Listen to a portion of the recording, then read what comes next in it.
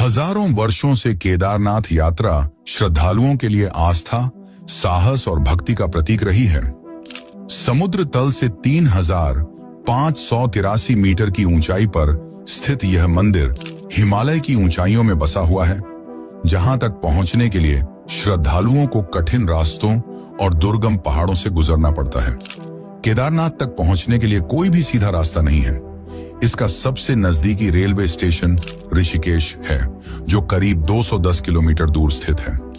यहां से श्रद्धालुओं को आगे का सफर सड़क मार्ग से ही करना होता है। ऋषिकेश से सोनप्रयाग तक का सफर मुख्य रूप से सड़क मार्ग से तय किया जाता है। यह सफर करीब 10 घंटे का होता है।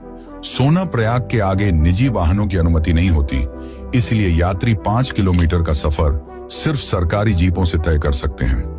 यह सफर बेहद संकरा और खतरनाक पहाड़ी रास्तों से होकर गुजरता है। गौरीकुंड, जो केदारनाथ यात्रा का आधार शिविर माना जाता है, माता पार्वती की तपस्या से जुड़ा हुआ स्थान है। यहीं उन्होंने भगवान शिव को पाने के लिए साधना की थी। गौरीकुंड से ही केदारनाथ की 16 किलोमीटर लंबी कठिन पैदल यात्रा शुरू होती है और यही केदारनाथ यात्रा का सबसे कठिन हिस्सा है। इस यात्रा में श्रद्धालु को कई मुश्किल पड़ावों से गुजरना पड़ता है। 16 किलोमीटर की कठिन पैदल यात्रा के बाद जब यात्री केदारनाथ मंदिर के प्रांगण में प्रवेश करते हैं, तो उनकी सारी थकान अपने आप गायब हो जाती है। मंदिर हर सुबह 4 बजे खुलता है और रात 9 बजे बंद होता है। सुबह 4 बजे शिवलिंग की अभिषेक पूजा होती है, जिसमें भाग लेने के लिए विशेष बुकिंग करनी पड़ती है। इसके पश्चात शाम 7 बजे भोलेनाथ की आरती होती है, जिसमें श्रद्धालु बढ़ चढ़कर भाग लेते हैं। केदारनाथ यात्रा केवल तीर्थ यात्रा नहीं, बल्कि आस्था, साहस और श्रद्धा की परीक्षा भी है। यह यात्रा हमें सिखाती है कि कठिनाइयों के बावजूद जब हम सच्चे मन से किसी लक्ष्य को प्राप्त करने के लिए निकलते हैं, तो भगवान की कृपा हमें सही मार्ग दिखाती है। इस मंदिर के बारे में एक रहस्य ऐसा भी है जिसने वैज्ञानिकों को भी चौंका दिया है। केदारनाथ मंदिर लगभग 400 वर्षों तक ग्लेशियर के नीचे दबा रहा, लेकिन इसके बावजूद मंदिर को कुछ नहीं हुआ। आपको बता दें कि ग्लेशियर में सिर्फ बर्फ नहीं होती, बल्कि उसमें पत्थर, मिट्टी और अन्य कठोर तत्व भी होते हैं। यानी कि अगर केदारनाथ की जगह कोई और मंदिर होता तो वह कब का नष्ट हो चुका होता, लेकिन केदारनाथ को कुछ नहीं हुआ। तो चलिए अब जानते हैं इस अद्भुत रहस्य को। वैज्ञानिकों के अनुसार 1300 से 1800 ईस्वी के बीच पृथ्वी पर एक लघु हिमयुग यानी कि लिटिल आइस एज आया था। इस दौरान हिमालय में भारी हिमपात हुआ, जिससे केदारनाथ पूरी तरह बर्फ के नीचे दब गया।